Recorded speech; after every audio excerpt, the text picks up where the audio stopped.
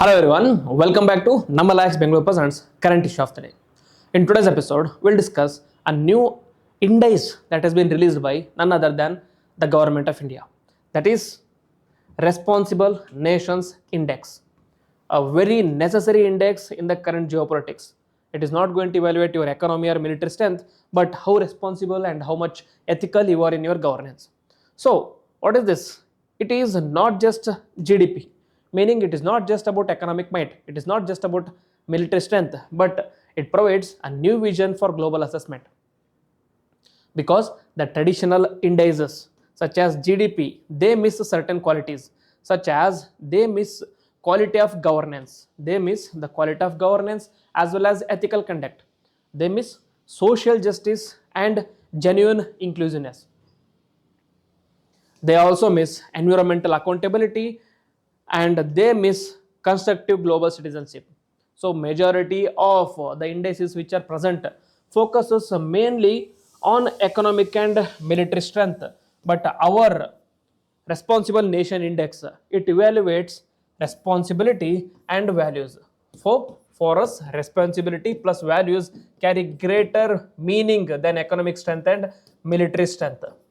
So let us learn about Responsible Nations Index. So who were involved in this index?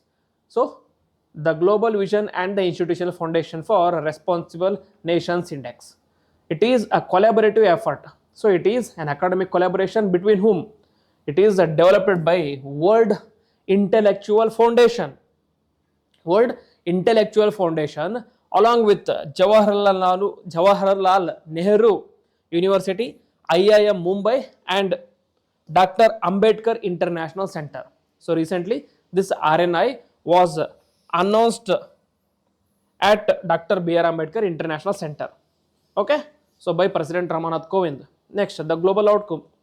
The global outlook is it is anchored in India.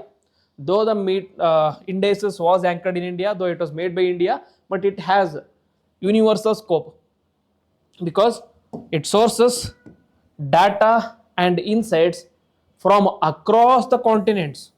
Okay, though the indices is made by India, it has a global outlook.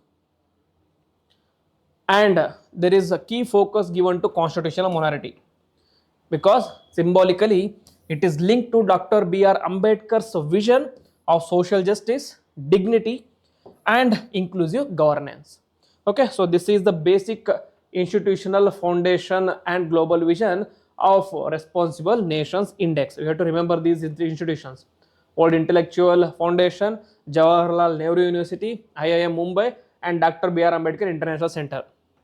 Because there can easily be a question in the UPSC prelims regarding Responsible Nation Index. Which of the following institutions were involved in formulating Responsible Nation Index? You might be given 4 options and you have to choose 1 or 2, 2 or 3, etc. etc. Next, what are the 3 key pillars of the Responsible National Index? One is responsibility to the citizens. That is, there has to be an internal legitimacy provided through which?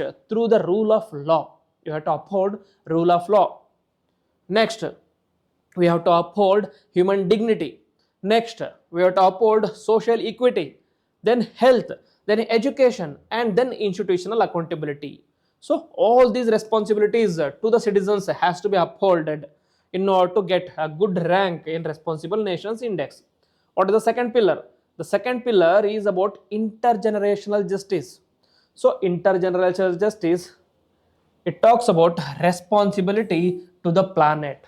How?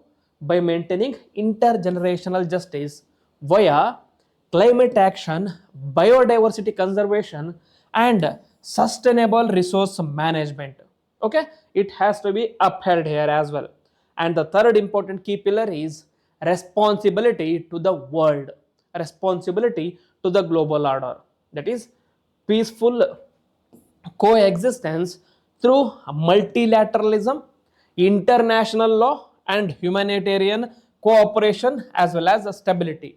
So we can see few of the countries, though they are developed, though they are economically and militarily heavy and militarily very strengthened, would not be featuring high in this particular list because they lack this responsibility to world and responsibility to climate.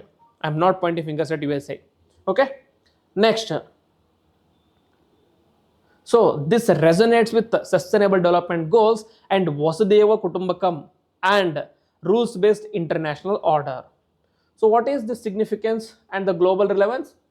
The significance of this indices is very important because it makes India a norm setter. Usually, all the indices that are present at the moment are majorly developed by Western backed forces such as World Bank, IMF, etc. etc. And they are drafted in such a way that it resonates with the Western values, not the global values. So this particular index is resonating with global values, is resonating with Vasudhaiva Kutumbakam. So it makes India as a norm setter. It positions India as a responsible global power leading climate negotiations, global south advocacy, as well as a sustainable development. We are called as the voice of global south not just because we are the biggest economy in the global south, but also because of the responsible steps we are taking at the global order. And also, this responsible national index brings in a paradigm shift. That is, it encourages nations to compete in responsibility, not just dominance, and also supporting ethical foreign policy frameworks.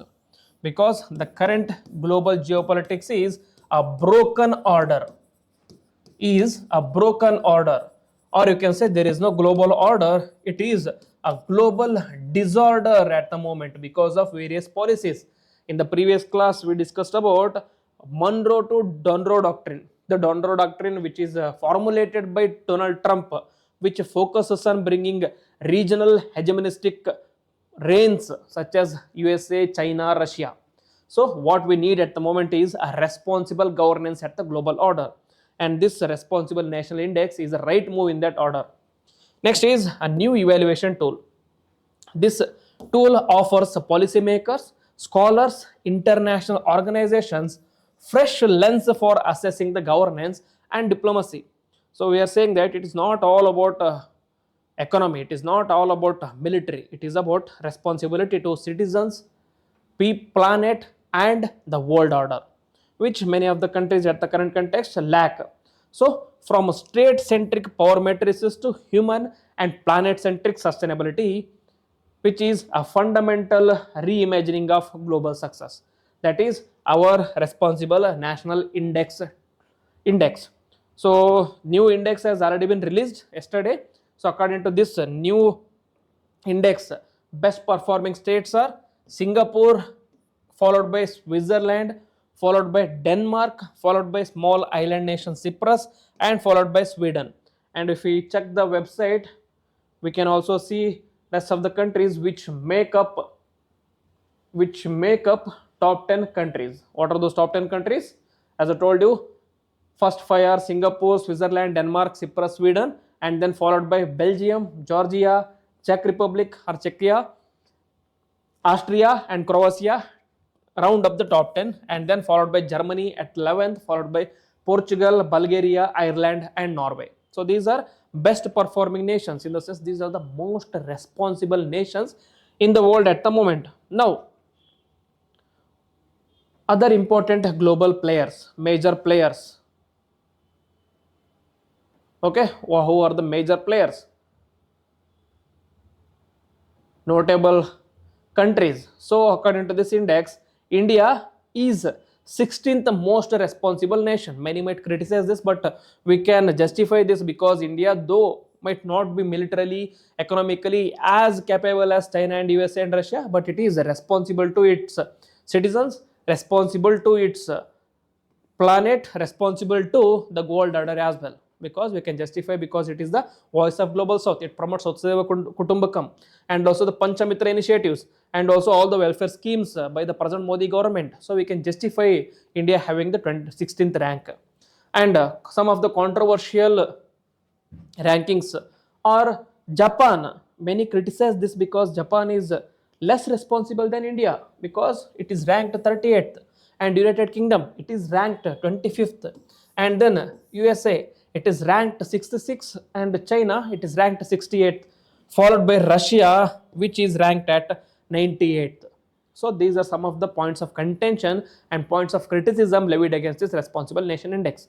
Many are calling it a policy tool by the Modi government to promote their governance as the best governance in the world. But that is not the case, because we can justify. These are the indicators. Based on those indicators, obviously China and Russia and USA have not been responsible to their world, not responsible to their planet. Though they may be responsible to their citizens, they are not responsible to the global order. And again, Mexico rounding up 70th rank. So this is about new Responsible Nation Index.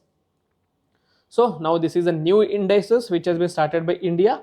So we have to wait and see how well it will be welcomed by rest of the countries. So this is Responsible Nation Index. If you have any doubts regarding this, you can write down in the comment box. And if you have any other topics to be discussed, write down in the comment box. With this, I will end the video. Jai Hind, Jai Karnataka.